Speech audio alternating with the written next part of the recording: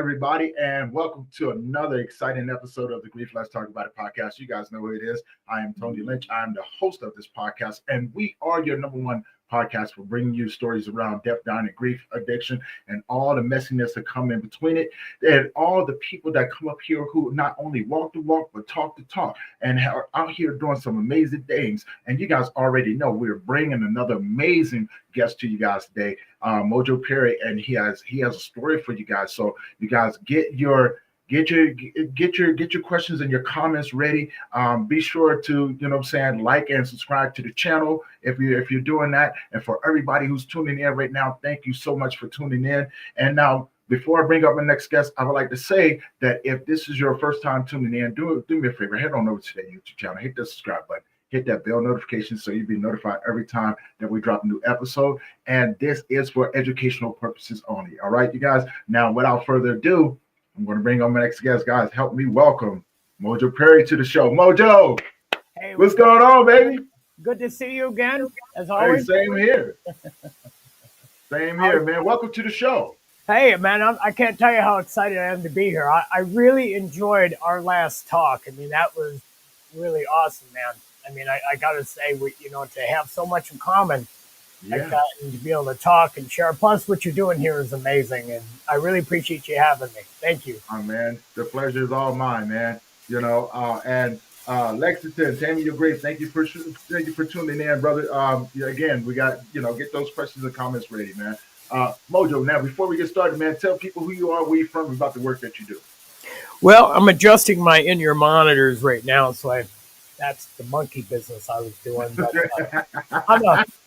I guess, for all practical purposes, I'm a recording artist.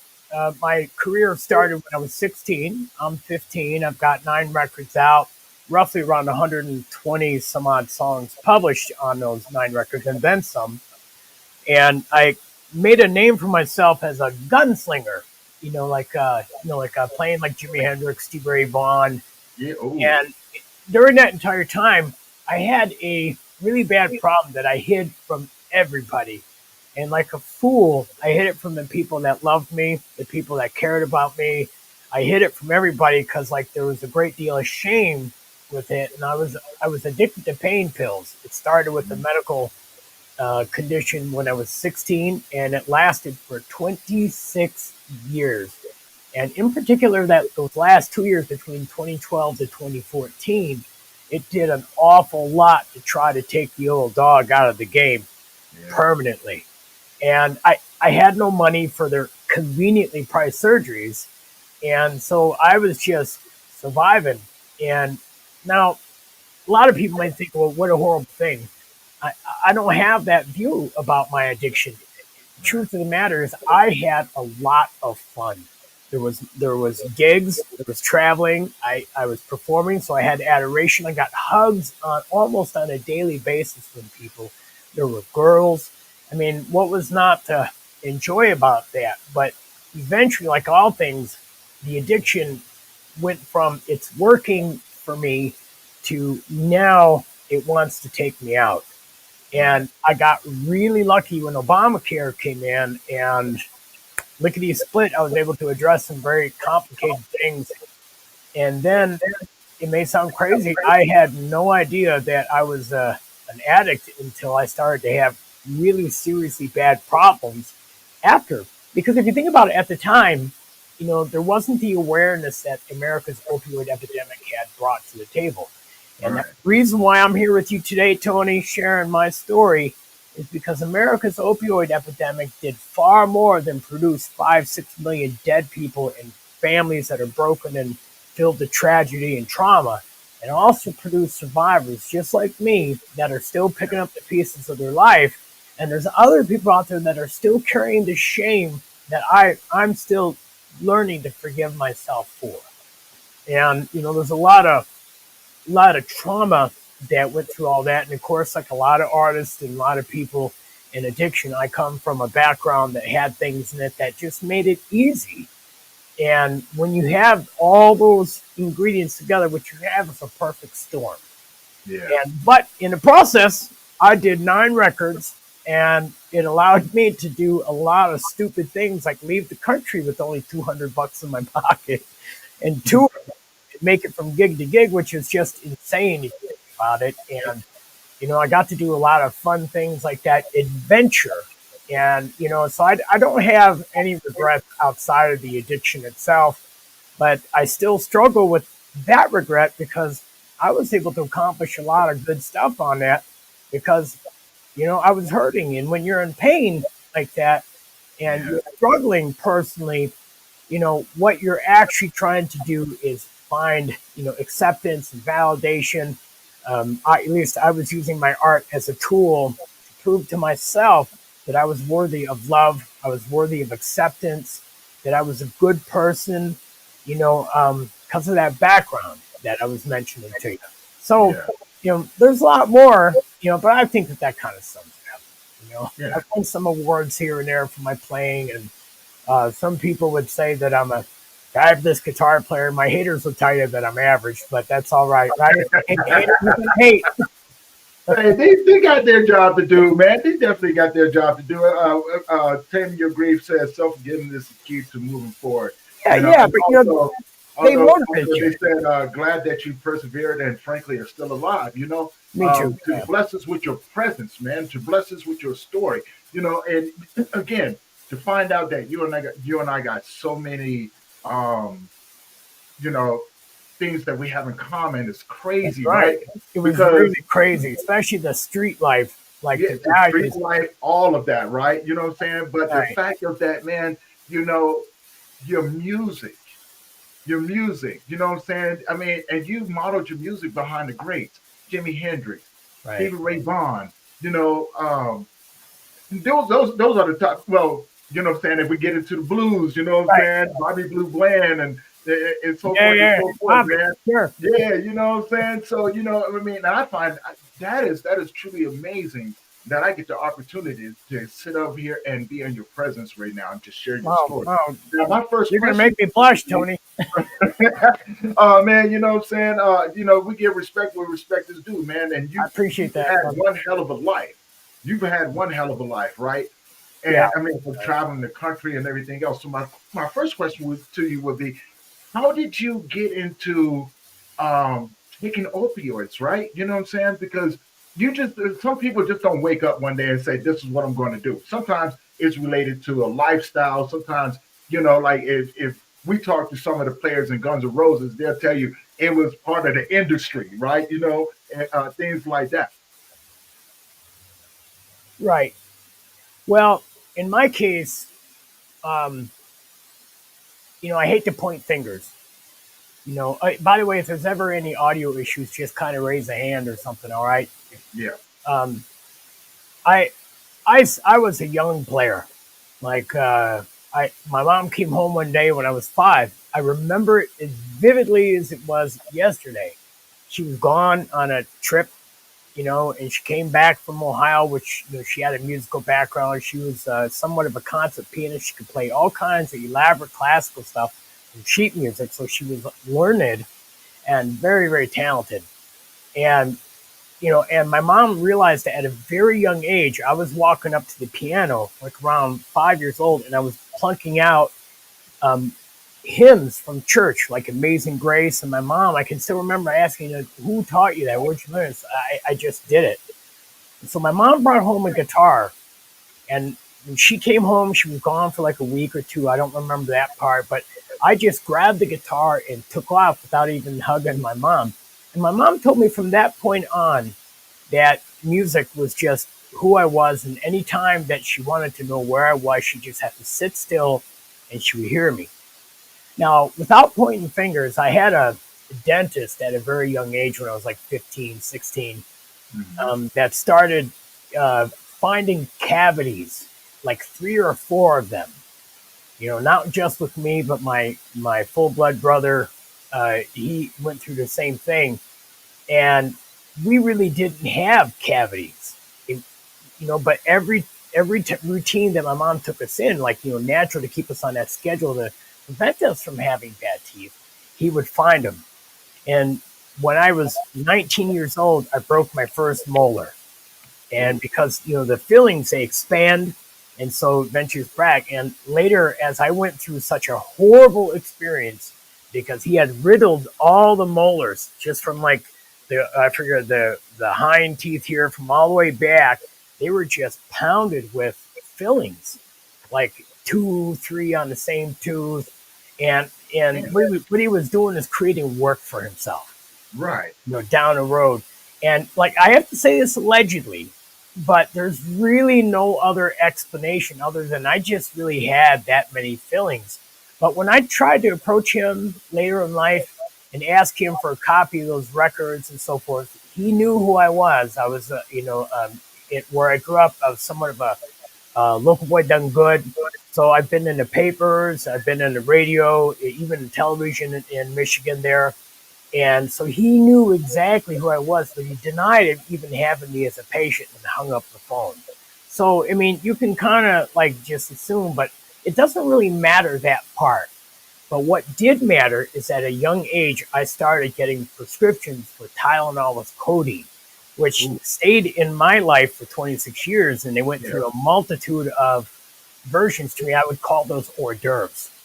In fact, a funny drug story I had was after a gig one night, this gal was hitting on me, and I had no interest. I wanted to get out of there, but then I was saying this thing about my shoulder hurting. Oh, I've got some pain pills at home. And I got there, and there was like, I don't know, 9 or 10 of the Tylenol threes, and I just emptied the bottle, took them, and she couldn't believe I did it. But what she didn't know is I was doing it all the time. I called those hors d'oeuvres because I would just take them. They were, for me, one of the weaker ones I would take in my lifetime. But from that point on, age 16, up until, I think it was 40 some odd years old, I have to pick up a calculator, but it was 26 years later when I stopped in 2014, that by that time I've done all the ins, eans, ons, ons, like Vicodin, Oxycontin, Roxycodone, Oxycodone, morphine, 100 grain, whole grain, half grain, Demerol, Percocets. I mean, if it came in some type of prescription, I did it. But oddly enough, I never did hard drugs. I did psychedelics because I'm a psychedelic artist. I mean, that's what I do. So I did mushrooms. I did acid once. Never touch it again. Yeah. No. I don't even drink coffee. I don't smoke cigarettes. And this is a guy who's been in bars since he was like 14, 15, right? Yeah. My first album came out when I was 16. So I avoided all that stuff. I'm not an alcoholic. I never had a problem with alcohol. I just stopped one day, mainly because it was mixing up with my opiates and it was making me sick and I didn't want to die. But that's how I arrived at that point. It started off with that one person. I can trace everything back, all the way back from today, back to that one person.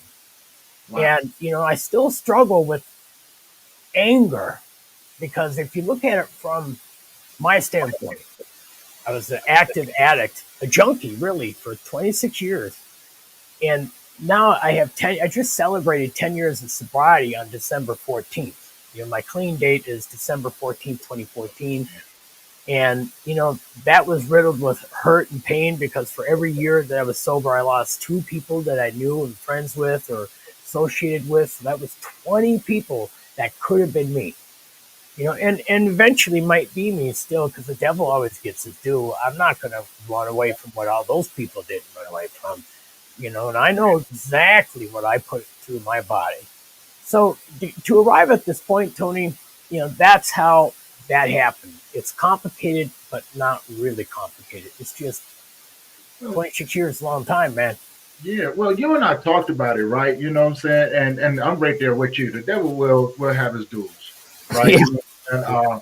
And just you and I started talking about street life and all of those different things. What I'm saying? Just being around in the scenes and in so many different areas and around so many different people. You know what I'm saying? Right. Look, I probably feel the same way that you do. I'm lucky to. I still wonder how in the hell am I still alive? Right? Yeah. I do question that sometimes. Like I have some health issues that just arised right? And like I got this in the back of my head, like, okay, I need to make sure that I have my end of life details in order. I need to make sure because it could be any day now, and that's just, I guess it's a cliche, but stinking thinking. But it's still kind of true, from my standpoint, you know. So I'm with you. I struggle with the same thing. Wonder how the hell I'm still here, and so I'm trying to share my story because the good Lord, the universe built me this way, and that's what I'm doing. I've learned an awful lot from that situation. Like I feel very much that it was a blessing just as much as it was a curse. Yeah. So, Well, if we think about it, and you know what I'm saying, and I still get on your butt, right? You know what I'm saying, because at some point you know that look, you've overcome so much, and you know what I'm saying, and that's respectful right there. And to well, think I about it, think it's survival. That's all. it That is is, like survival. you're either It going is to drown survival. or you're not. You know what Well, I mean? think about it this way, brother. Most people that have gone through the things that you have gone through are not even here right now, right? You know I what I'm saying? understand that. I You know, the recognize people who tried to get sober and things like that didn't make it. So, like that is something to be celebrated. You got 10 years of sobriety. You know Yeah, what I'm saying? That is something to be celebrated and to, you know what I'm saying, for you to be brave enough to come out and be so honest and open about this, that's another thing to be celebrated as well. You've had your thank grief you. journey, you've had your traumas, right? But look at the things like no path was wasted. You know this. No, no, no No paths path was was. wasted, That's right? for sure. That's for You sure. got the chance to travel the world. Think about that for a minute. $200 in your pocket, you got to travel the world and still Yeah, make it the things yeah, that you was doing. Now, let me that's let me true. ask you a question because I love the fact that you brought up the psychedelics, and when you started saying that, I started thinking about Pink Floyd, Oh, right? sure. Yeah, I started thinking about David Pink Gilmour, Floyd. fabulous Yeah. player. Okay, okay. Do you ever get the chance to play with any of those guys? Not from Pink Floyd. I was somewhat of an apex, to be honest with you. Like when Okay. I hit like the glam rock era, like Mm, if you could look like a female as a man, then you got all the attention. If you could, sing high, and so like especially where I grew up in my initial stomping grounds, I was not well received. I was playing Jimi Hendrix, classic rock, all the things, and this was during Guns N' Roses, Motley Crue, Rat, Poison, and all that mm, stuff. So like this, here comes this guy, doing you know odd stuff, to what was being played on the radio, because even mainstream psychedelia did not touch what I was doing. Like if you right. listen to my records now, you put on a pair of headphones, I guarantee you're going to have an experience. And for all you folks out there that take glaucoma medicine, take your medicine at night, throw on a pair of headphones, and listen to Echoing Endlessly Inside My Head or Absence Journeys or any of those records, and I guarantee you will have a experience. You will go on journeys, you will hear things that are going on, because my drug use, one of the positive things out there, it made me reach outside of the box. It made me do things that traditionally weren't accepted. And because, I was so unique, it got me attention from people who could help me. Everybody from labels to angel investors. I want to say all but two records were on some type of label, and so one of my first records, I actually shoveled snow off of roofs and driveways in Michigan's Upper Peninsula where they got 220 inches of snow a year, and Mm, mowed lawns to pay for studio time to put out my first project when I was 16. I had the labels made for the cassette tapes, put them on there. I bought the blank tapes, copied them, and I sold them out of my locker at school for yeah. $5. And I still have people showing that cassette record to this day. It's actually a pretty kind of cool record, I think. But the between there and now. But I've played with Chris Duarte, Bo Diddley, Ooh, Junior Wells, Coco Taylor, Samantha Fish, Eric Johnson. I've opened up for. Uh, there's others. Carolyn Wonderland. A lot of gunslingers. Like okay. there's a few years there were in Milwaukee, but if you were a gunslinger and you came into town, I would eventually either open that show or something. I mean, every year for a few years, I did those shows, and um, I was just kind of running with the wolves, but you learn a lot with that. But the whole time, here's the thing: I was high every single record. I was high every single performance. I was high when I met those people. I was high when I made my mistakes with those people and everything else. And it wasn't until I cleaned up, that it started to sort through Yeah. such a tumultuous. I mean, there was a lot, just so much that happened that when I look back on it, I wonder how I did it. How did I pull that off? Right. But Can I ask as you were saying that, right? Because I know people who are still struggling with addiction and things like that, and of course, you know the work that I do. Working with men in grief and helping them navigate that world, things like that.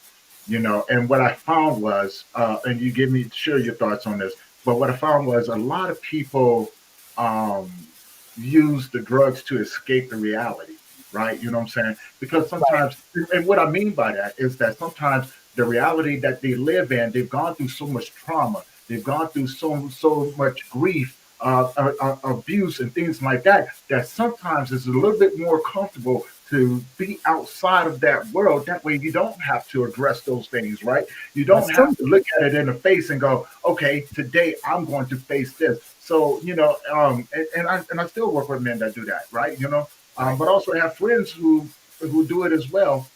And like I told him, I said, when you hit your version of rock bottom, I'm here. But I'm still going to be here as you're going through it. I may not condone it, but I can't stop you because until you're ready to get the help, there ain't nothing I can do, right? That's true. But That's but absolutely be true. there, be there for you, and hope that it doesn't kill you because probably just like most of us, man, I'm tired of losing people, right? Yeah, yeah. You know, but My, I what are your really thoughts on that? hurt when I lose a friend. Yeah. Yeah, and we'll talk more about that, but what's your thoughts on that, though? You know what I'm saying? Did you use it to kind of escape the reality? Yes, I Um, absolutely I did. Yeah. okay. That one of the things on one of the liner notes of my records, like one of the things that I did. You want to hear what rock bottom? You brought that up. I didn't really have a rock bottom until several years into my recovery. Mm, I had been sober for several years at that point. I had these blackouts where I just didn't remember things, but I write in my diary like nearly daily, even if it is just a paragraph. Um, I've been doing that since I was 10, 11, somewhere around there. Maybe, I think 13, maybe. I'd have to go back for sure.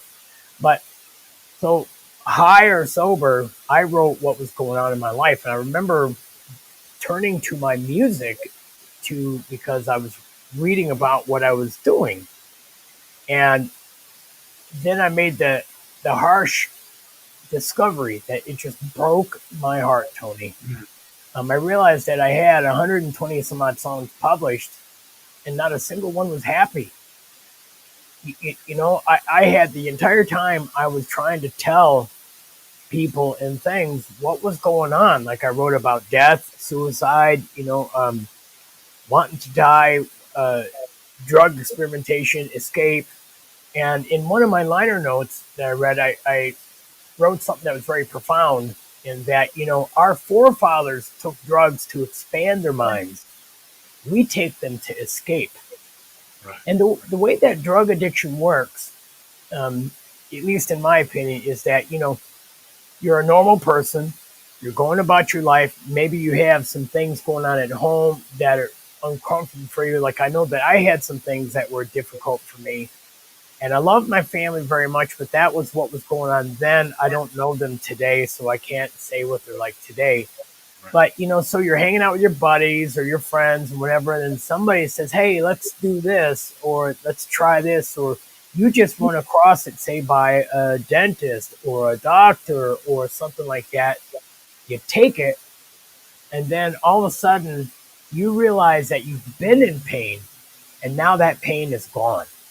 Right. Like whatever that thing that's hurting you, it's now gone. And because we're wired to do what's easy, like take the elevator instead of the stairs, you know, um, get done earlier than late, don't break your back too hard every single day. When you have something like that going on, what you do is you wind up taking more of it, to deal with that particular problem. And then what you're really doing is exchanging one problem and marrying it so that it has a baby. Now you have two big problems. Right. And that's basically how I feel. I think it's the same way. And drug addiction works. You know, everybody thinks it's a bad thing, and it is. There's no two buts about it, right? But people do it because it does something for them. It works. Like, it takes away that pain. It makes it easier so you don't have to deal with whatever. It makes you feel like Superman when you're rushing on your run, right? And you can be anything you want when you're high, and it just, you can work longer days. Whatever it's doing for you, it works, and that's why you do it. So, and yeah, it's definitely an escape for sure. But there are people out there who use recreationally, whatever it may be, and they're just fine.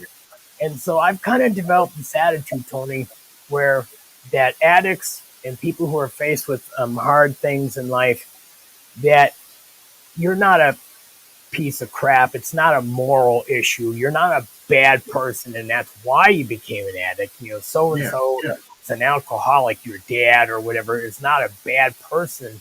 They do bad things because they've got this problem, but they didn't become that way because they're a bad person. They became that way because it's a physical thing. It's a medical issue. It becomes dependent, and some people have that. Lots of people don't. So I feel that because of what you get out of it, you are given this opportunity to go on this epic adventure.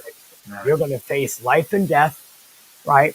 You're going to face the ups and downs. You're going to suffer. And we all know that suffering brings out insights and things. Yeah. And then you get this opportunity to face the dragon. And you can either crumble under that weight, or you can find a way to overcome it. And you learn about yourself. You learn about other people.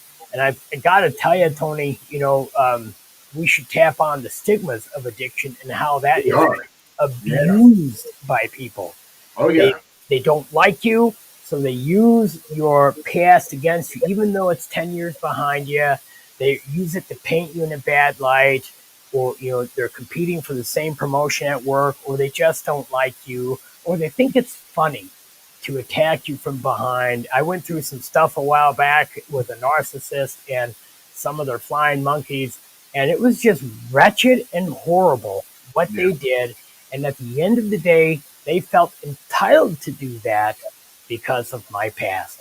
And the scary thing about that situation was, one of those people, I'm telling you, you're going to be blown away by this. They went to college to work with special needs children. And so therefore that person wants to work with your children, other people's children, and they just pass judgment on somebody, bullied and harassed them because they felt entitled to because of my past. Yeah. I did nothing to provoke it. I did nothing there. So what is that person going to do to a child who he's upset with their parents, or he's upset with that child? I mean, I still, when I think about that whole situation, it's crazy. I'd never run into a situation where someone just weaponized the stigmas of addiction and used it to hurt me, kick me when I was down, and keep doing it because they felt powerful and entitled. And I got to tell you that by the time it all came out, I had no problem saying, you are a real POS. You are a legitimate scum. Nobody normal does that and thinks it's okay, and so you learn how to spot that stuff. You learn how to deal with that stuff. You learn how to rise above it, and you become a warrior of sorts. So my feeling that is, if you run through all that stuff, man, it's a gift. It's an opportunity to learn, and you're a hero, especially these people who have been alcoholics for years and then pull themselves out of that. My God, that's climbing Mount Everest. That was me. Yeah. Like, you mentioned. That was me. I was an alcoholic for over 20 some years, right? And that's the worst. And I would tell you, that's the worst in my opinion. But see, I had two addictions. Well, actually, I had three addictions. Yeah. One of my addictions was violence. Yeah. Pure unadulterated violence, right? Like I wasn't afraid of anything. I like, how most people are born with that flight or fight. You know what I'm saying? Right. I never had a flight. I never ran from anyone. I was like, oh, Yeah. there's six people. I Let's was the fight same then, way. right? Yeah. I was the same So way. I've always faced everything head on. Well, life never really gave me a choice not to. It's like, who am I going to run to? Right. I can't run to nobody. Who am I going to run to? Myself, right? Right. So, that was one right there. The other one was, I loved working out, right? You know what I'm saying? I loved working out. So that was my other one. So although, I'm doing all of these things, I love working out. I've done MMA, boxing, kung fu, karate. I used to compete competitively. You know what I'm Yeah. saying? All of those different things. It's still associated with violence, right? I'm a battle Right. dog. That's what I tell people. I'm a battle dog, right? You know, Right. I don't know how to. I don't know not. I don't not know how to fight. You know what I'm saying? Right. I'm in the If I want same something, I boat. got to I go for it, got right? the same pedigree, more Right. or less. And then my third one, which was my downfall on several occasions, was alcohol.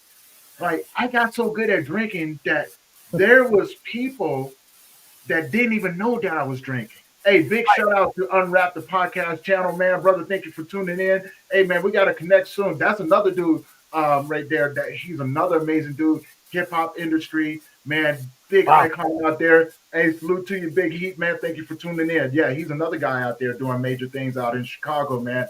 Um, you I'll know, check them out after the show for sure. yeah, man, definitely go and check him out, man. You know what I'm saying? He's out there doing some major things. Tina Fernwood is another one. She has another amazing podcast. If you ever get the chance, what I'm saying, connect with her as well. But yeah, so alcohol was my thing, man. Every time I had went through something, alcohol was the thing that I went back to, right? You know what I'm Right. saying? And I Right. tried to kick that monkey in the butt so many Comfortable. times. Yeah, it was comfortable, right? But it was more like I could I drink. call it the hug. Yeah, it was like it was a warm hug, right? Yeah, because when But when you're feeling it coming on, even when you anticipate, like you buy your bottle, or for me, I would start to salivate when I would get like I would fix up, and I knew that I had quantity last me. yeah, I yeah, just needed to get where I was going. I'd take the pills and know that I have 30 minutes to make it where I'm going to go, or otherwise I need to park my car and walk. You salivate, and that's the yeah, hug. That's them yeah, telling you everything is going to be okay. You are going to be okay. You're going to deal with this, and yeah, I understand completely what you're saying. I hit it very well as well. yeah. But again, my version of rock bottom. I hit that version of rock bottom so many times. Like, Right. and you and I've talked about this from homelessness, right? Every time Oh, I've been homeless over 20 times in my life. Like true, honest to goodness, homeless. Sleeping behind trash cans, in trash cans, right? Eating out of trash cans, I sleeping on. never got there, but I Yeah, had my own I was version there, of you of know. And the crazy part about it is that every time that it happened, I saw it happening. It was like, yep. And so what I would do when I would see these things happening, I would get rid of everything that I had. I would grab myself a backpack and I would put three pairs of pants, three underwears, three pairs of socks, and three shirts up in there because I that's, knew that's that. really all you need.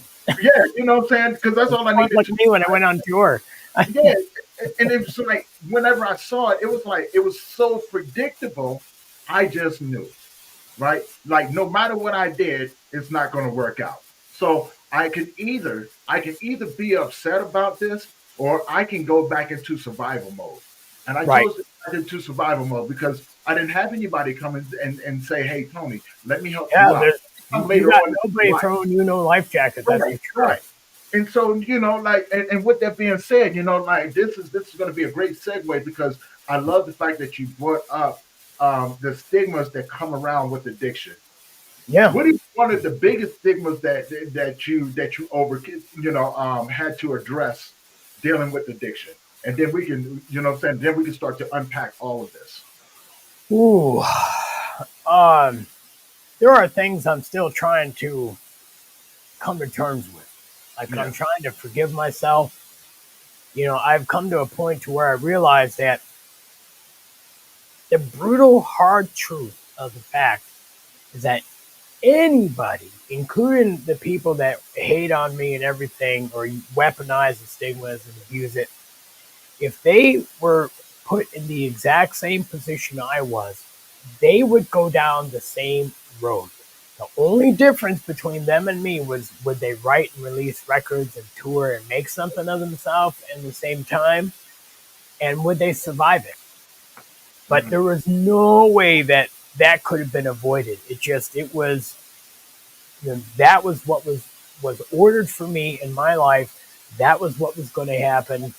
Better get used to it. And I learned that later in life. But I would have to say that um, one of the first major obstacles like that was detrimental to my health, as in like being alive, was the withdrawals. Like I can't even begin to describe to you what that's like. Now I had heard this once somewhere and I've since adopted it. But like alcohol withdrawal can and kill you. Like if you're a serious alcoholic, like putting down a bottle a day or whatever, and then you just decide to quit cold turkey, you can have seizures, heart attacks, Yeah. strokes, all kind. It can kill you. Now opiates will not do that unless you have a prior, you know, uh, condition. But the way that I describe withdrawal from opiates, 26 years, is that alcohol withdrawal can kill you, but opiate withdrawal actually makes you wish that you were dead. And that's the best way that I can describe how horrible that was.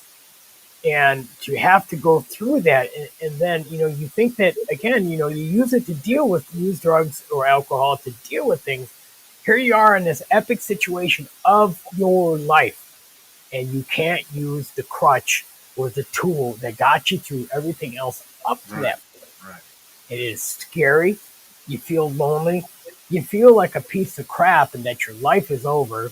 And in my case, I had to sit back and watch what was going on in all my peers' careers and sit there, and not be able to run with the wolves the way that I had been doing for decades and take time out for my health, which I had never done before. So that learning to love myself and to be able to say, Mojo, you're valuable just by yourself. It's not how much you've accomplished or what you're doing. You are valuable just because you're a good person. Yeah. Who you are, makes you valuable. Who you are, you are loved, you are respected. People like you.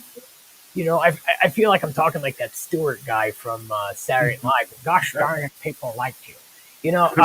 But it's all true. And to have to come to a position to where not only do you have to face that, you have to find rooting in it to where you can dig your boots in and say, okay, I've got this monster right there that is killing people. It murdered 5-6 million people, rivaling Hitler. And I had to face this monster along with millions of other people. And it was a scary time when I hit with opioid recovery. The epidemic, hadn't hit yet. I was one of the first people as the trickles came in. And then one day I woke up. I mean, it wasn't long after I hit. There was all kinds of people around me. That was terrifying. That was the obstacle. That was the first really significant challenge that put hair on my chest and mud on my boots and blood on my knuckles. And I had to dive in and face that. As you know, like you've been through alcohol recovery, you know what that does to you. You know how that makes you feel.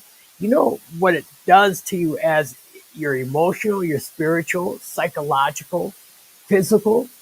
You realize that your looks like to give difference. I started weighing 256 pounds. I now weigh 162, and that's change. That is what I could have been without that. And to the second challenge that I'm still dealing with is understanding the regret, the remorse, the trauma that I went through. And you're like what I went through with that narcissist. I mean, terrible individual, one of the worst people I've ever met on this planet, if not the worst. And they enjoyed it. They thought they were powerful and something, and then you stand up to it, like because I'm used to fighting for myself.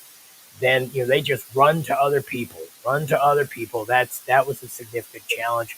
So learning to set boundaries, learning to all these things that I should have learned in my 30s and in my 20s, I'm learning now as an adult in my 50s. And so it's like a circus, and I get to ride the trampoline, baby.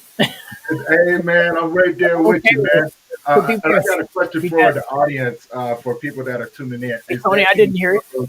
I was gonna pose a question to the audience, those that are tuning in. If any of you out there have been struggling with addiction, what are some of the challenges that you guys had to overcome as well? Right, put your answers in the comment section over here. You know what I'm saying? So you guys know, so we know what you guys went through as well.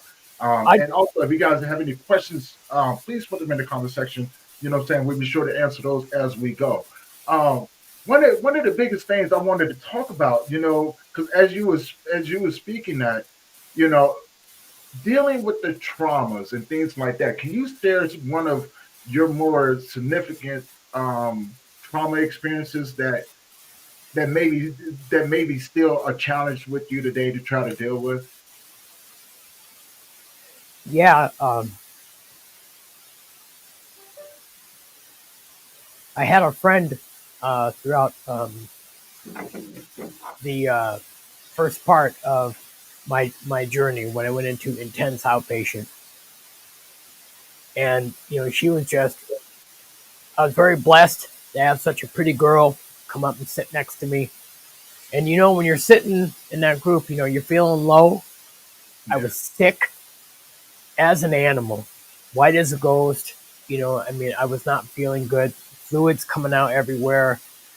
Trying to navigate the initial waters that were really rocky when you go into recovery. And she just came up and sat next to me. She became my buddy throughout this whole process. And one day, in fact, the day I met her, I was writing down on a piece of paper as to what is now my current version of my pedal board, what I plug into, and the different effects that I hit when I'm playing live and recording. Very intricate thing. It takes a lot of planning, right? And she Mhm. pointed at, she said, "Well, that's a wah wah pedal, isn't it?" And I said, "Yeah. How did you know?" And she goes, "Well, I've dated guitar players, and we just hit it off." And she had a background. I don't want to go into it because I don't want to reveal too much. She's entitled to her piece, but she had been revived a number of times with Narcan. And long story short, one day she didn't show up. Next day, she didn't show up. Another day, she didn't show up. Finally, I made a call and I found out that she had overdosed and died. And that was when it hit me that what I was dealing with is a murderer. It's a killer. It's trying to kill me, and that my life is in danger. And when I still think about that to this day. It was a very special, beautiful person that was just taken, and that I still struggle with. Because I was very close to her at a very difficult time in my life. So Brother, yeah, this is the one channel, man. You can't be vulnerable. If you need to cry, if you need to just take a breath, take a minute, man, please do that. You know what I'm saying? There is no judgment. There's nobody here that's God, going to be judging you. comparison. This is what we do. We open up the doors for this to It's happen, my heart. right? So Yeah, this is and it's part of the journey that we go through, man. And I know that there's a lot of people out there right now that just probably got tears coming down their face, feeling your pain, feeling this journey. she deserves better. She Yeah, deserves better. like But it's that's those memories, those feelings that make us understand, what we've gone through, right? And make us appreciate those individuals that we've had the honor and the privilege of even meeting right. along the I way, feel very right? blessed, Right. and but Very blessed. the thing about that story when I share it, I speak publicly, on addiction recovery, and I share a story about her often. And one of the things that I point out is like if you're going to pick up a hammer and bang yourself in the melon, you know that it can kill you, right? Right? It Yeah. can just take you out. Let's say you did it one time, you almost died. Then you pick up the hammer, you do it again, you almost died. Then you do it, you get up to like 4, 5, 6 times. Now you would think that you're going to stop, but that's the power of addiction. That's the power of what it does to solve the things that are frightening to you or what you can't deal with. That's the power. It's like Mordor and all that whole thing from Lord of the Rings, that big evil entity that just took everyone out until something really small like Frodo in addiction and recovery comes along and takes them out. And when I share that story, I it's important that people recognize that it's not a moral issue. It's not a common sense issue. You would think that if you're having those type of struggles that you would be able to put it down and go away. Well, it's not that simple once your body becomes dependent upon it because you get really, really sick. Right. Bad things happen if you don't get your fix. And that's what keeps a lot of addicts, out there on the street corner doing God knows what to get enough money to fix up. And, that's scary, but that'll tell you the truth. Now, I was lucky. I mean, truth told, I was lucky. I had music, I had the arts. So I got love and I got attention from everyone else except my core unit. My mom always asked. My mom was very concerned and cared. But I had 7 brothers and sisters that not a single one of them for 26 years asked if I was okay and I needed help. Not a single one. All of these people were Bible people, preaching people, what they or with their status in life and stuff. And they had genuine ideas of what should be done to me, about my mother and various things, whatever situation I was in. But that was not one of them. Like trying to help the brother was not one of them. And when I think about that, that how can it not affect your self worth when you think Well, about yeah. that? Yeah. You know what I mean? I want to take a minute to point out to Tina. Tina, you are right. Life is never simple. And all the other folks out there, embrace it, Mojo. I sure am. Thank you. Um, and the others. And while I'm at it, I do want to take a quick shout out to a peep that has been supporting me ever since they came and helped me when my car broke down at rehab in the parking lot. And that's Bill's Key Shop of Madison, Wisconsin. Joe is always working day in, day out. That guy has supported me. He did something that no one else did throughout my recovery. He took me to concerts. He understood addiction because he was in recovery himself. So he took me to concerts. He took me to different types of musical events. And he fed the creative side that was wounded as well, not just the physical side. And at home, I had a tremendous, effort from my roommate and Frida the cat, this orange tabby cat that just loved me up and sat with me every day I was sick. And, so those peeps, like you got to have a team, right? Well, that was my A team. It was very small, but they were like the little elite warriors that sat in the corner cheering me on, telling me that I could do this. And it helped me to be able to find my self worth. It helped me to find my inner strength and to realize that one day, that you just say, I'm not going to take this anymore. I am not going to allow this to destroy me. I would rather die than to let this continue. And, that's what it took for me to face such a terrible monster. I mean, I still try to struggle embracing what that entailed. Like, because you basically realize, and you understand, right, Tony? You realize that, oh my God, my life is messed up. Oh I yeah. have made these Oh yeah. mistakes. I got these bad things going on, and I have a very serious condition that I hid from everybody.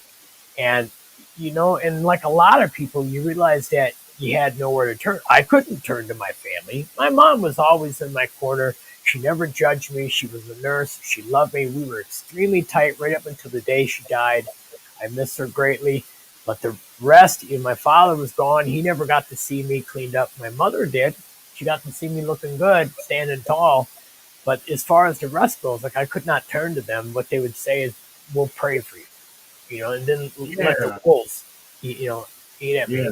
Uh, these are terrible things to have to understand about who you are as a person. But the power in facing that is, and the magic part is, you realize it's not about you. You there know, you go. your morals, There your you go. ethics, your values are getting you to where you can make these changes and you can find that core strength. And those people aren't doing those things to you because you're a bad person. They're doing those things to you and thinking those things about you because they have problems themselves that they're not facing. You're And that right. I want to add is to true, that though. right? It's very Yeah, true. I want to add to that because you're absolutely right, but there's another side to that as well that oftentimes we don't pay attention to. See, people treat us this way because we teach them how to treat us this way by the way that we treat ourselves, right? By You the know, way that we just let them do it. right, right. Well, not only that, right? People see most people will come around you, pay attention to what you do to yourself, and so then, and on top of there, they follow suit. And so it's a reflection of ourself, right? It's how we treat ourselves. And Agreed. so, and then we get upset. Like, look, man, I've been a victim of this too, right? You know what I'm saying? I've done this until I learned how to take care of myself, how I Right, learned how to right. love myself. And it was a statement that was made by Dr. Jordan Peterson that I still Oh, hold sure. true. I love him. He's a great guy. And he said, you know what? Treat yourself as if you're somebody who's worth being loved, right? And so, like, and I'm pretty sure you can relate to this. I had to get rid of everyone in my life. Well, actually, I didn't even have to get rid of them. They got rid of themselves. Yeah, it's It funny was, how they weed themselves out once you yeah, they start weed cleaning up, themselves out, but because it they was the realize you're not focus. weak anymore. Exactly, exactly. Yeah, Because for one, I made a decision that says, you know what? I can't tell these individuals not to treat me this way. I have to begin to make the difference within myself, right? And yeah, I have to start treating myself with respect, with dignity, acting as if I have a mom, a dad, and a family that taught me better, right? right. And so I had to I, go I, in. I totally It was a agree, lot and of I work, totally man. understand. Yeah, Yeah, and the crazy part about it is that I was not mad that I didn't have anyone, because I was so used to being alone anyway. right. And I had to come to terms with that. That was one of right, the right. things. And it takes a long time. It Yeah, definitely takes a long time. But it was, for me, it was the healing part that really brought everything back to where I was, of simplicity, love, and forgiveness. You know what I'm saying? And right, learning how to slow myself down enough to where I could appreciate the things that I didn't have. Because once I got them again, it was like, wow, I think at this time I'm not going to take this for granted. So, and a lot of right, people right. may It's understand crazy that that and you they have may to. not, right? Right. But, and, and, I encourage people, like, if you don't have to go through it, please don't go through it. Do good things in your life. You know what I'm saying? Treat yourself good. Treat yourself with Right, respect. You right. know, but for those of us who have had to embrace this path, it definitely takes on a different meaning when you have to look back on your life and go, there are going to be people that may never see the version of you that you see in yourself right now because they're so used to the damage that you have done to them. Right, And so right. it's a trust thing. It's definitely a trust thing. Like, I'm sure there's people out there that can understand this. Yes. Yeah. I Here's mean, here's another it's kind thing. of a universal thing. Right, it's a universal thing, right? You know what I'm saying? And so in turn, you will beat yourself up for that.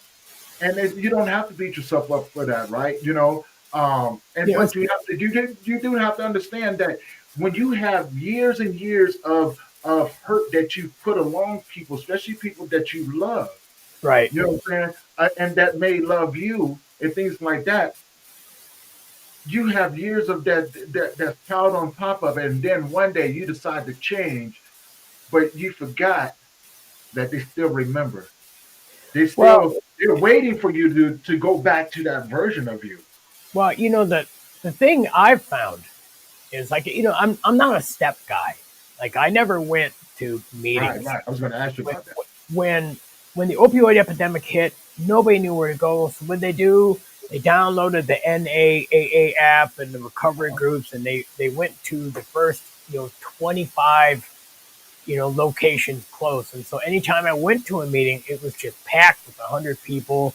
And then you found the disingenuine people who were there just because it's a get out of jail free card. Oh, Right. I'm an addict. I need help. I'm an alcoholic. I need help.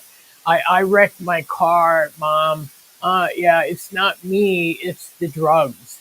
Those people. And then they use the meeting as a means to perform these little things. So it's still the drugs and the alcohol working. Yeah. So I wound up going through individual. I my roommate is her mother is a retired scientist, and my roommate is wicked smart, like high IQ, academia. Like I mean, just she has degrees that rival the amount of albums I have out. I mean, she's just very smart. But she Yeah. taught me the value of science. And so what did I do? I found myself an addiction specialist. He was smart. I happened to find the number one guy in the state. It was just a fluke. That was the universe looking out for the old dog here. Yeah. And Yeah. I got myself into counseling and I went through that. But the thing about those people that you're talking about that you remember, you know, um, I think it's step 9 where you make an amends. I have a whole chapter in a book that I'm writing that's about apologies. And it takes a very, good person, integrity, morals, and values, and courage, and a great deal of strength to look someone in the eye and say, I'm sorry I wronged you. I had some things going on that affected me. It had been that way for decades, and I just wasn't myself. And I'm not that individual anymore. I would like to do something to try to make this right, but I owe you an apology, and I would like to just get this off my shoulders and straighten it out. Now, what I have learned in through that process, I didn't have a lot of people, but what I learned is that there are some people out there that just go, huh, well, now I got that person where I want them. Right. I can judge them. I can treat them like crap because they wronged me and they admitted it. And they lie to you and say it's okay when they don't mean it. They take the situation to run to other people and abuse it. Take this stuff that oftentimes they weren't really even aware about until you brought it up, and then they weaponize that because they're toxic. Because guess what? When you're sick and you're toxic, what do? You find people that are just like you, and you hang around those people. And if it's your own family that feels that way, like if you haven't done anything that's means you need to be crucified, which I never really did. Like I don't have a record. I haven't anything. Like I didn't wrong my family because guess what? They were not involved in my life. But they certainly made a decision about me, and that was it. That was final, and they used it as a tool to keep manipulate me and keep me in a position to where they had their thumb on me. That is until life came around full circle and their children were affected by the opioid epidemic. Their children became alcoholics and that, because in my family, there is, and I love these people, right? The version that I experienced where hurt and stuff happened, was years ago. I don't know them today, Tony. And it's not that I hate them or anything. I don't. It's just that I feel safer when they're not in my life because the things that they do or refuse to even acknowledge, they hurt me. They make me feel threatened and that I need to keep them at a distance. And so I do, right? So when you find yourself in that situation, you have to be honest and say, you know, those people were around and they never meant me any good. They don't want me to succeed. They certainly don't want me to rise up into my full power and strength. They don't want me to shine bright. In my family, there is alcoholism, addiction, there's prison, there's jail, there's divorce, there is obesity, triple homicide, and so obviously there's something going on. I mean, when you have that much going on that's prominent, that's not nothing. But Hold on, hold on. You not gonna go past that like you just didn't say that. You said triple homicide. yes, yeah, triple homicide. Okay. And Wow. I have an opinion on that situation. I talked with my only full blood brother out of 8. I talked to him about it, and he came out and said, he did that because he was on meth. Meth made him do it. No, how come I didn't murder someone when I was strung out on opiates? How come I didn't kill 3 people? How come I didn't? It's not what happened. There's other things. The meth made it easier to give in. But when you come from a large family dynamic to where there's an in crowd and out crowd, and they would fight amongst each other. My half family, it's still going on to this very day.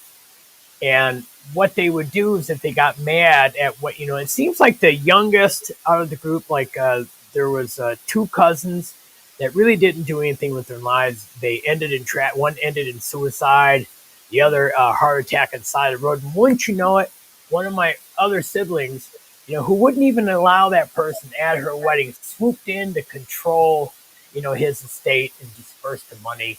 And things look questionable. But I'm a bad person, and that's that double standard, and stuff like that. But what they would do, and I witnessed this growing up with this individual who committed that horrific crime, is that because they were mad at the father, or they had opinions of the father, they would tell their children, don't play with his son, or they would just naturally not include him because of what they saw from their parents. So one day when things went south for him and he couldn't uh, have a normal relationship with the family to be accepted and loved, I think it was a murder suicide type of thing, and he just lost his nerve. And he owned it in the end. Like, he pled guilty. He's never going to see the light of day. But people who commit those type of crimes in jail, their life is threatened every minute of the day when they're in prison. And that's absolutely true. But that's another outlet of what went on in my family dynamic. But their idea is like, well, that person's in jail, that's because they're a bad person. Well, no, let's take a look at what happened to them that helped them become that way. And that's where I come in my own family dynamic. Nobody likes to hear that. Nobody wants to hear that stuff. But I had to understand that when he pulled the trigger that day, my finger was on that trigger too, because of the mistakes I made, because I was going with it because I didn't know any better. Right. It was around me. It was, so yeah, there's that stuff in there. And to realize that you have that background, and to understand, helps you to understand other things of why you don't have support, or why you don't have these things. That's a hard pill to swallow, man. Yeah. To realize that, you are out there on your own. And not only that, those people from their high moral, where they feel they're at, they have passed judgment on you, and that's the end of it. There's nothing you're going to do that's going to make them look different. There's nothing you're going to say. There is nothing that they will ever see that will give you any type of redemption. However, their children can do the minor thing and to come back from whatever thing and not even be successful at it. And it's okay. I understand. But that's how that goes when you're talking about control. You're talking about manipulation and weaponizing the stigmas to have power over somebody. And, to learn how to face that, man, that's hard when it comes from such an inner circle like that. But that's part of that gift that you were given. You find that, you're a scrapper and you're gonna stand up to this. And you find out what kind of warrior you are. The next thing you know, you're Rambo. You're out there cleaning your life up. You're losing weight. You're making friends. you're putting out records, you're getting music, you're writing books, you're accomplishing things because that's what you always were at your core value.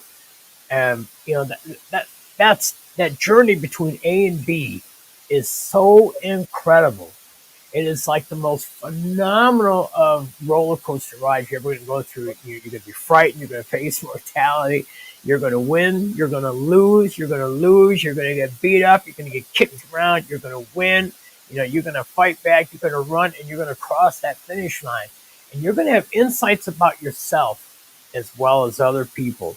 And it's an amazing gift. And I tell you, that narcissist thing, I knew what was going on. I just refused to face it because, I grew up with that type of environment where there's yelling and screaming and manipulation. So as an adult, I was just back what it was like when I was a kid. And I was trying to fix it and then you wake up one day and you realize, wow, that was just a truly ugly person inside and out and a monster. Why didn't I notice that? And it's because the lesson is that you need to take care of yourself. You need to understand that there are predators out there like that. Oh, Monsters, bad people. They look just like us. Right. They just think a little different than us, but they look just like us. They smile. I want to go back to something that you said too, right? You know what I'm saying? Because you did bring up a really good point, about judgment on people. We judge people by their actions, but most of us never take responsibility for the things that we did to them in order to trigger that action, right? You know what I'm saying? So, and look, man, I've seen a lot of things just like yourself, so I'm around people all the time that are quick to be like, oh, look at such and such, look at what they're doing and this, that, and another. And I listen to them. And I'll say I'm the type of person, I bring something up. I'm going, right. I'm glad that you're watching them go through this. Now, here's the one thing that I bring to light. While you're sitting up there talking about this, isn't that your friend? Right. Isn't this a person that you hang out with on a day-to-day basis? They go, yeah. I said, so when are you going to take responsibility for what you're contributing to and what they're doing? Because if you're around that individual every day and you don't say anything, but you sit around and you watch them do it, and you notice it and you talk about it. You're giving yourself something to talk about. You're giving yourself something to talk about. So instead of speaking life and love into this individual that you call your friend, this is how you treat them? Right. Okay. I said, now you just helped me to understand that you're the type of person I don't want to be around. You know what I'm saying? You do you. You do you, right?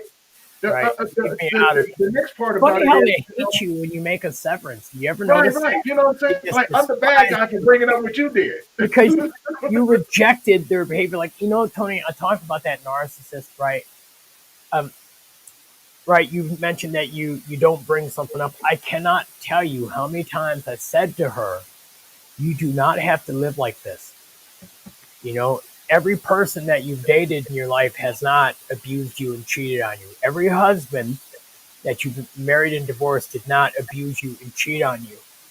And that person who left you a month before your number 3 wedding, they didn't do that just because they were abusing you and they cheated on you. This is what you're telling yourself because you do all these horrible things. You do not have to live like that. You can have a better life. You have the skill set because if you learn to manipulate and lie to all these people, which I can never understand how people would listen to that individual and go, oh, really? Oh my God. And they wouldn't ask a single question.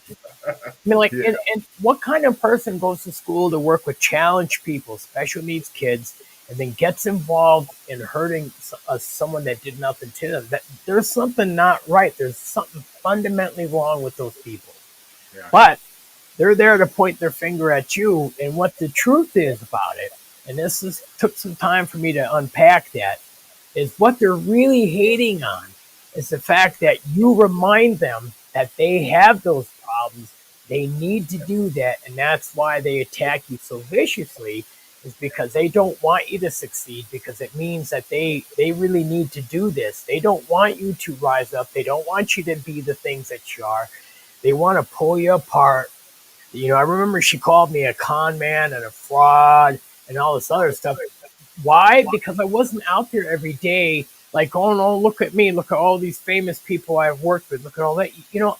If you do that, those people that you're lucky to be friends with, in a professional way, they look at you and say, oh, he's trying to ride my coattails or whatever. And it takes away your own name. So you got to be an equal. You behave like an equal. I have my own things to present. And Tony, I was focusing on Mojo as a person. I was trying to save my life. I was trying to rebuild it. I have 9 records out. I knew that they weren't going to go away, so you're right. You see these things and you make a severance because it's unhealthy for you. And then they hate on you because you do that without considering what they've done, what they've been doing, or the types of things that they do or stuff. That's, man, having the strength, Tony, I applaud you for bringing this up because it's the truth. How do you realize that you need to do that? That's because you're learning about yourself. And Right. how many people go through life and they never learn that lesson? That's Well, again, right. that's a part of that gift that you've been Yeah. given. You're out there, you're in the trenches, and you're learning how to survive. You're learning how to do that. I mean, it's an amazing thing, but it's still a very hurtful one. The narcissist cleared out the last of my fair weathered friends. You know The what I mean? narcissist was the one who taught me, right? You know what I'm saying? Right. So as much as, and my narcissist was my son's mother. Yeah, And it's even funny to how this that day, works, right? like her last jab to me was um, after our son passed away. We had lawsuits going Sorry, on Tony. Really sorry and that things happened like to you. that. It was, thank you. Thank you. But after our son passed away, this is part of the journey. I don't really say too much because um, I'm still thinking about it because I find it funny in a lot of ways because of the simple fact of we had lawsuits going on with hospitals and things like that, right? Yeah, I'm talking about $10 million lawsuits, you know what I'm saying, and everything just for the mistreatment and things like that right. after my son passed away, I and understand. we had, she decided to take one last blow at me because of the jealousy of the relationship that I have with my son. Right. And They so hate what that. she did is that she pretty much said, you know what? I got one last thing that I can hurt you with. Not only am I going to lie about you being a good father, The I'm smear going to tell campaign. everybody that you was a deadbeat dad and had nothing to do with them. But Yeah. I'm also Really? For going no to reason? convince. I'm going to convince a whole state to remove you from the lawsuit, and she did. Wow. She did, right? And her lawyer called me and was like, hey, we're about to do this. How much would you like? I said, you know what, give me 80,000. She could keep the rest. That's all I asked for. And instead of giving me that, she said, no, I'm taking everything. It's all And about she power did. and control. Yeah. They But just want but to you have know, power and control. That's all but it. Mojo, Yeah. it was the best thing for me because what it did, it helped me put more value on the memory than it was focused on because money ain't gonna bring my son back. Right. It, And it's the not. money is enough of a tool for them to destroy themselves. Right, right. And so I said, you know what? You take it. And I went on about my way. I did. I learned how to forgive. She taught me how to forgive. Um, she taught me how to rebuild myself. She taught Yeah. me she taught me to be more aware and practice discernment when I do get into relationships. She taught me how to listen. But she gave me the biggest gift that I can ever ask for, and that was for her to leave me alone. Ah, right. And you're absolutely right. It's funny how they So, do because right, at the core, like I've done a lot of, one of my counselors was like, Mojo, what you're dealing with is a narcissist. That sounds like a textbook case. And they put me into like she had given me this big lie. And by the way, that's a beautiful story, Tony, for you to pull that out of such a horrible thing, especially, hurting you like that with the state. You know, um, from what I understand about narcissists, what I've learned, you know, they're deeply, they know how bad they are. They know that they have these problems. They know Hmm. exactly what they do. And whether they admit it to anyone or themselves, they are deeply ashamed. So those temper tantrums that you deal with is their version of fight or flight. When they Yeah. start screaming and yelling and doing all this other stuff, that's how they hide accountability and everything else. Right. And and I tell you, in my case, like because I have streets, I addiction takes you to a lot of interesting places. You meet a lot of interesting Yes, it people, does. right? You find yourself in very unique situations, right? And so, in order to survive them, you develop a side to yourself that is a survivor and a warrior, for that matter. And so, I tell you, the thing that I struggled with on that situation is, yeah, leave me alone. But I still have that street ethic in me, right? I don't call no cop to do my dirty work. I do it myself. And that if you do something that is wrong and really bad, then whatever it is you got coming to you, you earned it. You asked for it, and you did the disrespect. You did the deed. This is what's happening. Now, that ghetto side of me, man, I tell you, I have days where I struggle with that because, like, it was undeserved. It was unwarranted. But I understand that that individual, there's something fundamentally wrong with them. Because, good people can't fake being evil, right? They, That's they true. can't turn around and hurt someone because, hey, I'm a good person, but I hurt you. And, look at me, I'm a good person. Good people can't do that. Why? Because they're a good person, right? They have good things about them. But you know what? Evil people can. They can lie. They can put on an act. They can recruit people. They can manipulate people. They can do that. And then I'm just an innocent little victim for no reason. And Yeah. I still am fathomed as to how people can believe that. Like, I'm sure that what you went through with the state, how could someone not realize that that's just not true? But yet they do it because they lie, they manipulate, they cheat. And so I give you props that you were able to come to a peace like that, especially over something to where you lost your son and then there was a payout that you had a right to. I can't even imagine what that must have felt like, especially with your It was background peaceful. and To be things. honest, to be honest with you, brother, it was so peaceful. Um, I wish I could have that. it didn't bother me, right? You know what I'm saying? Because the one thing that I've always understood is that, you can't take away something from someone who's never had anything. You're Yeah, the absolutely money would right. have been nice. It would have changed my life and everything. But what's life without the people that you love? Right? You know what I'm saying? Because you want to be able to share this with other people. And in the way that I looked at it, it was blood money. It It is, was yeah. blood. You're You're right paying on me, that. like, yeah, they're paying me because they made a mistake, and now I have to pay. I have to deal with the eternal loss of my son. Right. Right? And So, I bet she was really hungry for that money too. oh, she was. Oh, she did everything that she could to take it away from me, and she Yeah, did because not. You know what? that would have been her identity after that. Right, right. But your identity is look at what you're doing. You're affecting people's lives, man. Look at your podcast show. You're working with people. All these things you got going on. Now that is value. And that's what It may it's not about. translate into thousands of dollars in your pocket in a Right, Rolls Royce right. or anything. But it's But okay. right, It's okay though, right? Because and I want to talk about something because you brought something up, right? Like, it's easy for us to get mad at other people for the things that they do and call them evil and things like that. But now there's the other side to that, right? You know what I'm saying? Because the narcissist was hurt too. And they often feel that, hey, I can do this to other people because no one ever did this, you know what I'm saying? Because someone did this to me, and you know what I'm saying? And it must be okay. It has to be okay, right? you're right.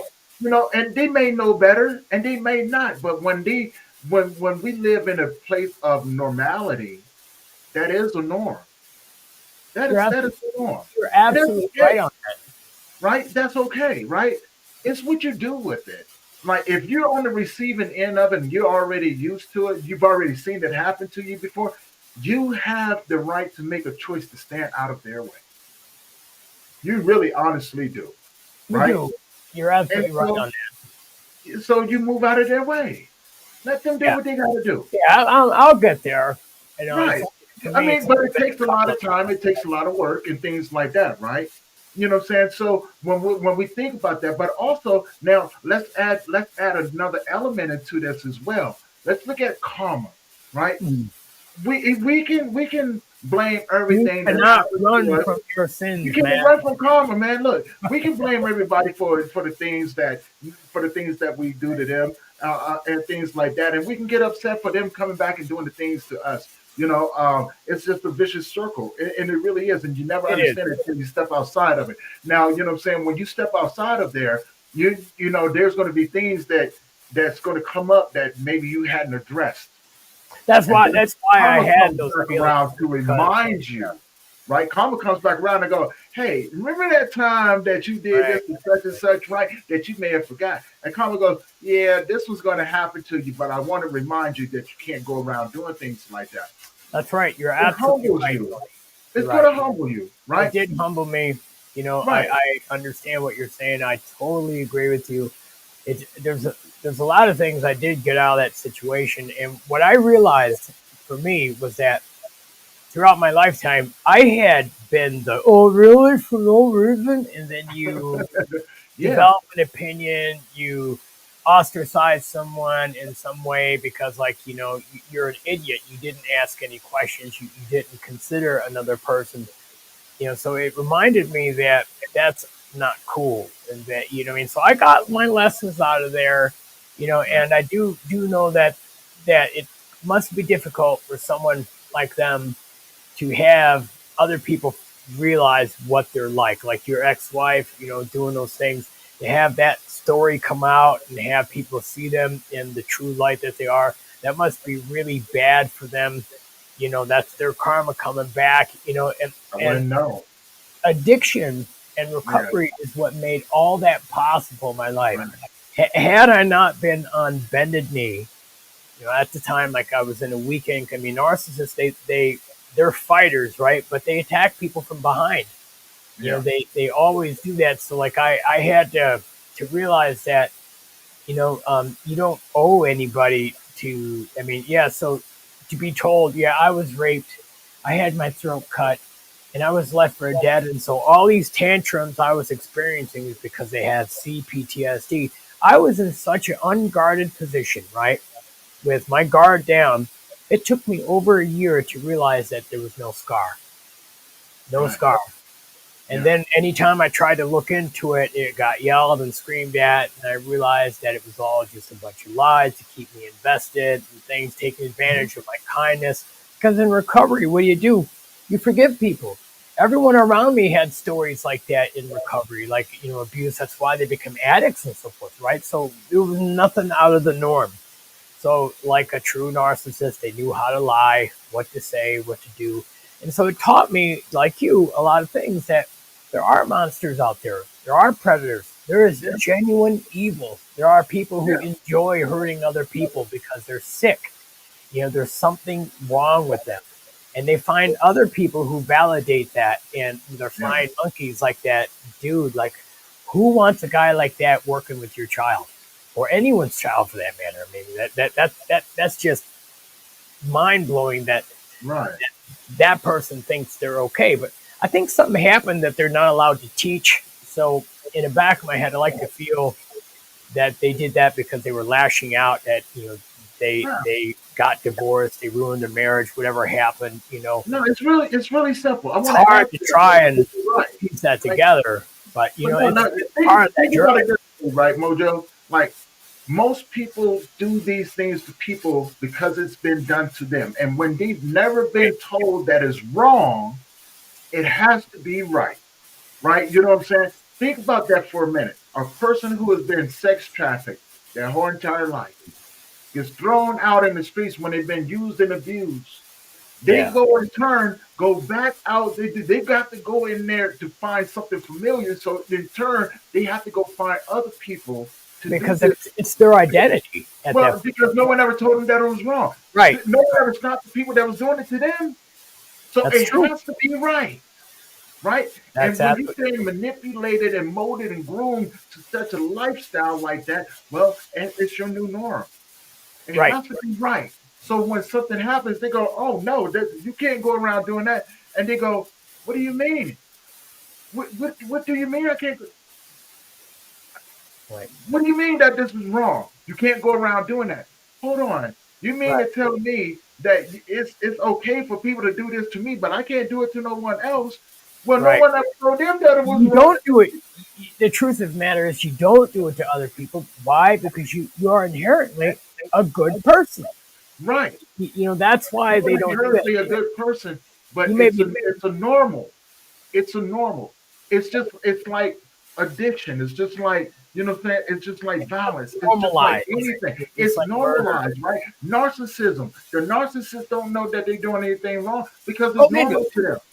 I mean, they do to a certain extent, but they normalize it inside of their head that it has to. It's a defense mechanism. They get high on their own supply. That's what Right, I call right. it. I They get get high high. off of abusing you, but I need you to accept it because this is just who I am. Okay, I get it. You know what I'm You, saying? you, Doesn't you mean know, I have to stay in the same room with you. there was something. I can choose not to do this. There was something that you brought up that I forgot to share about that situation. Like I scraped the joy out of it, right? And there's a lot of things that I realized that helped me because of that situation. Because the universe puts people and things in your life for a reason, and Mhm. I definitely know that individual will never mess with me again. Like I Oh put yeah. up such a fight that they're not going to touch me with a 10-foot pole. Mm. But I tell you, what I did realize, it took about a month after the whole situation, um, that made me smile and feel really good about myself. Is what, that lasted for 2 years.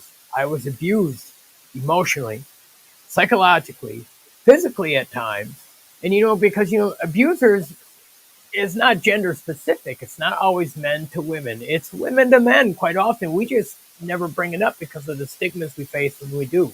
Right. However, I realized that 2 years of that, never once did I want to consider using drugs again to deal with my problems. Right. Never once did I consider it. Take the idea, notion of it, or whatever. So, all that work I did, guess what, baby? I built a hell of a foundation. And that dragon is never going to take Mojo to the abyss ever again. There you go. And that was what I scraped out of that situation. Now, I'm sure, because Narcissus Hoover, I'm sure they're watching this either right now or they will eventually. Um, that's not anything to be proud of, that you did these things and helped me realize that, because you know what? I would have realized it anyways, because I'm on that path. I didn't need someone to teach me that. But that's what I got out of it. And that's how I was able to say, okay, I gotta put some distance from this. I need to get back to my life. So after that, what did I do? I did the same thing that I did in recovery. I built myself a team. I got quality people involved. Found law enforcement that would get involved to help me to understand situations and take steps from the inside on the situation. I got other people involved that were powerful in their position and that can help me. And I got my team together to help take care of Mojo so that Mojo can get back on that path I was on before that individual tried to destroy it because they envied it. That's what the whole is. When someone attacks you like that, whether it's your wife or a friend or a neighbor, and abuse goes on between coworkers, it goes on between neighbors, and it's oftentimes they do it from behind because they're so tough. Unlike street people like us, where we take it head on, right? Yeah. So they gotta hurt you from behind. So when you start addressing those problems and you get your life going and things like that, people who don't have that ability, they become like crabs in a bucket. You ever hear that story? Oh yeah. Yeah. Where they eat crabs, they come up, they put them in a bucket, they don't even put a lid on it and stuff like that. And every single time any one of them crabs tries to crawl out, the other crabs pull them down, so they Mhm. kill them. And and that's what goes on with humans. It's human nature. And ultimately, I blame myself because I should have had better boundaries. I should have listened to the good people in my life that said stay away from it. But what was I doing? I thought I was supporting somebody who said they was raped and had their throat cut. And that was my mistake. And then the second, third, fifth, 20, 100 chances I gave them, how many times do I got to get hit in the head with a brick to realize this person's a POS? There's something. You need to eject this. You need to flush your toilet, turn on the fan, shut the door, and leave the room. And I just didn't do it. Why? Because I'm a loyal person. And I didn't want to have someone experience the pain that I experienced when I went through the initial part of my recovery, where people just bail on you because like you've got this thing going on. And I'll tell you, I'm sure you can attest to this. You find the true character of your friends, right? You find out who's a good friend and who's fair weathered. You find out, who's been a friend the whole time and care about you. And then you find out the people who have been using you your entire time that you've known. And it hurts. It sucks. But you know what? It weeds out the people that shouldn't be in your life so you can replace them with quality people that you deserve. There you go. It takes time to thrive at that point. And addiction and recovery, I tell you, and music and all those people I met, the entertainment industry is full of fun and games, but the reality and truth of it is, it's not what you have done, right? What your past is and your accomplishments. It's what have you done lately? Yeah. And so you always got something to prove. You always got some type of obstacle to come. You always got something, and that can attack your self-worth. But once you get through all that stuff and you start building, what I've learned, Tony, is that you get this strength, right? You get this strength, and then you realize that you've got this personal power, right? You face these horrible things, and so boom, and then you start attracting the right people because those people see that in you because they have it in themselves. Yeah. And it's really kind of a remarkable thing to experience. And you know what? Truth of the matter is, if folks like us didn't go through those things, not only would we not know it's there and exists, we wouldn't be able to report on it to everyone else. If for people struggling right now, you're going to go through some shit. Excuse my language, but you're totally fine, brother. You're totally fine. You're going to come out on the other side if you do the work. You're gonna become this version of yourself that you never knew was possible.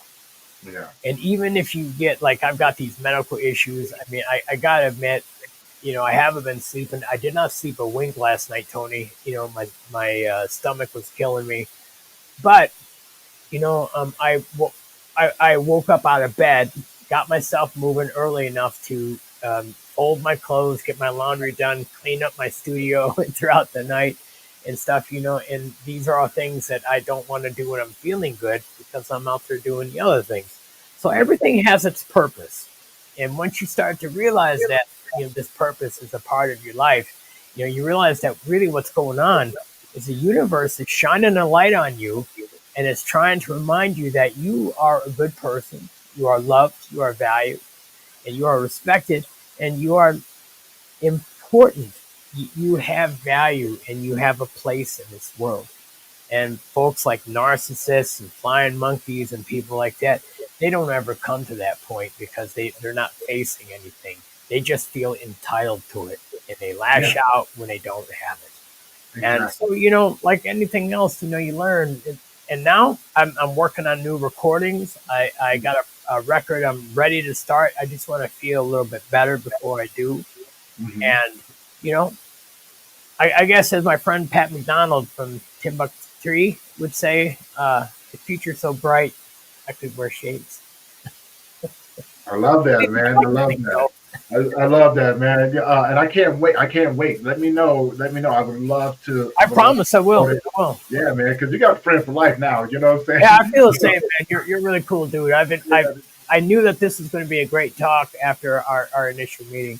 Yeah. Especially, there are people who talk, but a real street person when you meet one because they've got the same tread marks on their back that you have and the same Mhm. scars, you know, Yeah. and that's reality, baby. That's the Been truth. run over. We've definitely been run over, you know. Yeah. And it Yeah, takes a different individual to get run over as many times as you do and stand up and it's go, true. Very you true. know what? I'm gonna take another step. You know, Yeah. I'm not no matter what happens, if I get knocked down, I'm gonna get back up again, right? And even when you don't want to get back up, you get back Yeah. up. That's all you know how to do, right? You know, and eventually you have to sit down for a bit and go, you know what? At some point, I need to take a different direction because that damn car that hit my ass 110 damn Right. times. That's some It's the wily same coyote car, type crap, man.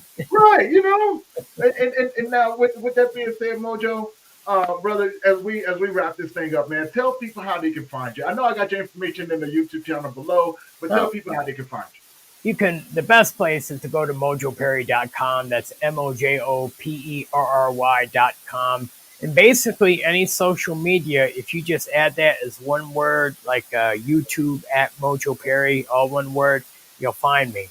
And I've got other things, where once you go to my website, it'll take you to other projects I'm working on and things and new releases I have out and stuff. And I'm growing more, doing more of the speaking stuff.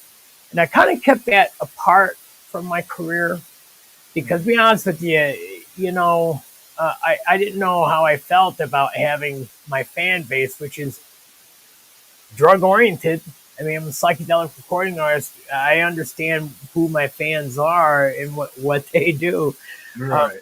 is it really a smart thing to talk about sobriety and stuff like that? So I kept my speaking engagements separate, but now I'm realizing that I probably shouldn't. It's It's a all part part of of the trip. it's part All of part who of I the trip. am. Yeah, and it's something Yeah, to be proud of. To have the and it courage. is. I always feel humiliated after I do a talk or something because like here I am, I cried on video, and that's that's embarrassing. I mean No, it's I not. know it takes a big person to do that, Yeah, but no, you it's know still what? embarrassing. You You know, know what? Don't do that, man. It's not embarrassing. You're a human being. I You've gone through your go through. It hurts. It fucking sucks. it You does. lost some good people in your life. Guess what? You deserve to Yeah, shed a tear for them. They deserve that tear yeah. that you shed for them. That what you felt right there. Nah, man, ain't nothing to be embarrassed about that. Like I said, this is the one show. This is the one show that you don't ever have to feel that way. Well, I appreciate that. There's I so feel many other comfortable people here. out there. Yeah, there's so many other people out there that's going through it right now that probably shed a tear with you. You know what I'm saying? I know I was tearing up like, man, I understand. Because when you took me on that journey, I was there. I was like, man, I know exactly what he's feeling. Well, not exactly what you're feeling, but I know that feeling. I still remember staring at the door with her, Right. like because like we could get up and leave. You know what I mean? At any But time. you sit there, sitting on the floor. The door is right across the hall. The idea is like, hey, am I going to throw a towel in and go out that door and go another round? But I can't even imagine having my life revived with Narcan how many times and then Right. stare at that door. I can't put myself in, but I think of her rather regularly. I want to say sometimes it's once a week, other times it's every other week. But she is because it was the first time I got scared. Like Yeah. I was legitimately intimidated and frightened when that happened because that person was sitting next to me one day and then they were gone. And it wasn't because they left and disappeared or went to jail or something. It was because they freaking died. The same thing that I'm battling, that I'm sitting in that room, took them out. And it's just like in war when someone in your platoon that you get to know, and after a while, from that point on, I never got close with anybody in recovery outside of my team, my doctor, and the receptionist. I mean, my doctor, Matt Felgus, is amazing.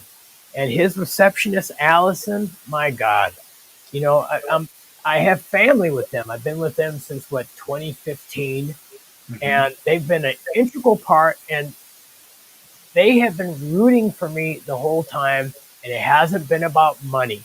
That's a small part of that transaction because, like, that's what they do. That's their business. Yeah. But they care about me as a person, and they care about their patients. I have witnessed this the entire time I'm with them. And if you go through some type of care like that, those are the people you want on your team, over family, over everybody. Because guess what? People are human. Your family, including your parents, they're going to weaponize it. So now I tell you, if there's advice out there to people who are struggling like this, you go into recovery. The idea is you want to tell everybody. I'm telling you to don't snitch on yourself. Don't tell anybody anything that you're in recovery. Don't tell them about that. Tell only the most trusted person that you know and your medical team that's in your corner. Because then when it crap hits the fan and someone wants to have an upper edge on you, they're going to weaponize your problems. They're going to use it to overcome you, and they'll be successful at it because it's easy. People don't understand addiction. They still think it's a moral issue when it's not. And I have people recently that I've ran into, who like to preach. I have a friend who's in recovery. That's a lot like a racist saying, I have a black friend, right? Right? And then they tell you all the things that you want to hear, but then you can tell by the other comments that they make that they're passing judgment on you and people like you. Exactly. And so, you have to protect yourself. So if you're going through recovery and you're trying to get your act together, take my advice and shut your mouth. Don't rat yourself out. Don't set yourself up. Don't give people a gun and ammunition to hurt you because they will. Yeah. And, focus on yourself and keep that to yourself. Contain your enjoyment. And then when you're out of the gate, right, and you get a number of years, like 10, I would say, then you can start speaking up and saying, hey, I went through this thing, and then your story becomes something very powerful that those people can't touch. Exactly. And that would be one of the bigger mistakes that I would say that I made, but I was proud of myself. Here I was like, I'm losing weight. I'm starting to look good. Yeah. Recovery, rock on, right? And, there's people out there like that narcissist taking notes. Uh-huh. And they're waiting. They're waiting, right? You know what I'm saying? And that's what they're supposed to do. It's like a spider. It's part of it. Yeah, it's just part of it, man. And as we wrap this thing up, I got one more question for you, Mojo. One more. Okay. If you had a superpower, what would it be? Well, I would like to be invisible. To where when I have these things going on, I could just disappear. And I could go somewhere and I could not have to look at these things, and those things couldn't look at me. And I didn't feel the pressure of the lies. One of the problems that I had early on in my recovery was like I had made severances from things that just weren't working for me. There were I won't go into details, but there were some people that were using me. I was working very hard to help them and their little business succeed, and it was. And then they started doing things for other people that they weren't doing for me, that did absolutely nothing for them because they had passed judgment on me. It was okay to help them to succeed, but it wasn't okay to be involved, and that just wasn't right. So I made a severance. And so to cover up what they had done and been doing, because I didn't even realize that until long after the fact. They preemptive. What they did is they ran to social media. This is back at a time when there wasn't things in place where you could report bullying online and things like that. And what they did is they outed me for my addiction, something that I had successfully hid from people. And lots of people didn't know. And then they, of course, used those stigmas and they painted a picture of me so that the focus was on me and my problems and not what they did to make me make a severance. And I'd like to think that they didn't mean to hurt me as bad as they did or impact my life as bad as they did. But the fact of the matter is that they did. And these folks, if you were to look at them, you wouldn't believe that they were capable of that. They just seem like this happy, nice people.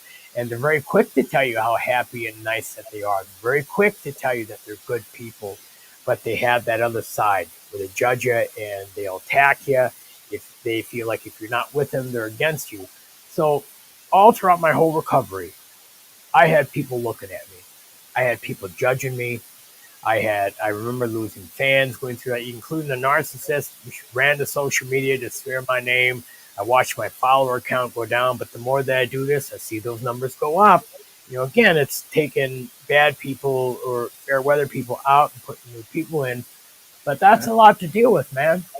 It hurts. It wears a person, and sometimes I wish I could just be like, I'm invisible. I've got my little, cape on like Frodo. I'm just going to sit down on this rock and I'm going to eat an apple and I'm going to enjoy some soda or something, and I'm going to just not let these people weigh me down with their eyes.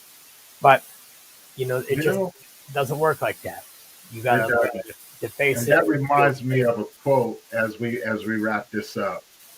Perfect for what you just said, and for anybody out there struggling with addiction right now, probably, this is gonna touch something in you. And I want you to know that, you're not by yourself. So the No, quote is, you're never. the biggest fear that anybody going through recovery is that when you look into their eyes, you may see them the way that they see themselves. Mm, Think about that's that, man. powerful. That's powerful, That's right? powerful. And so now I encourage people, when you look look in the mirror and you see yourself, see a good person. Because See you someone are. who lives being loved because you are. Be a strong individual because you've overcome the odds. Mm-hmm. You beat the demon. And it's That's going to be a true. struggle, but damn it, you did it. It's the And so truth. make sure that they see the strength in you, right? See the love and see the forgiveness that you have. So just make sure that when they look into your eyes, they see that because you are worth it. Yeah. And with That's that powerful. being said, everybody, we're going to wrap up this episode of the Grief Flex Talk About It podcast. Hopefully, you guys enjoyed this conversation. Thank you guys for I know. I sure did, Tony. Thank you for I know having I me. did, man. It was freaking awesome, man. You know what I'm saying? And we definitely got to do it again. Yeah. There's some things that I'm definitely we definitely got a lot more coming. So Yes, we do. and for everyone who's been tuning in on Instagram, Facebook, LinkedIn, YouTube, saying Twitter, Twitch, Rumble, all of the platforms out there. Thank you guys for tuning in. And if you haven't already, go check out Mojo's YouTube channel. His channel is up there. Show him some love, show him some support, but mostly, go to my channel. If you think that I deserve a subscribe, man, give me a subscribe. Hit that bell notification, and so you'll be notified every time that we drop a new episode. Maybe these conversations ain't for you, and I get that too. But maybe you know someone who can benefit from the conversations that we have. Well, I got to tell you, even if this conversation is not for you, as you say, it is an entertaining as hell. I mean, these are some good stories and good talk, man. So, I think yeah, man. I love it, man. I definitely love it. And for everybody out there, man, uh, we're going to be bringing you guys daily conversations and episodes. So tune in tomorrow. We got two more coming, and with some more amazing people, with some more amazing stories. And again, this is your number one podcast for bringing those stories around death, dying, and grief, all the messiness that comes in between it, with people who not only talk the talk, but walk the walk and out here doing some amazing things. So come and be inspired. Enjoy the conversations. Engage with us. Ask those questions. You know what I'm saying? And let us help guide you to a place of healing and recovery. All right. With that being said, guys, welcome you know what I'm saying? Thank my guests for being on here today. Thank you guys for tuning in. We're going to close out this episode. You guys have an amazing day. Peace. Bye.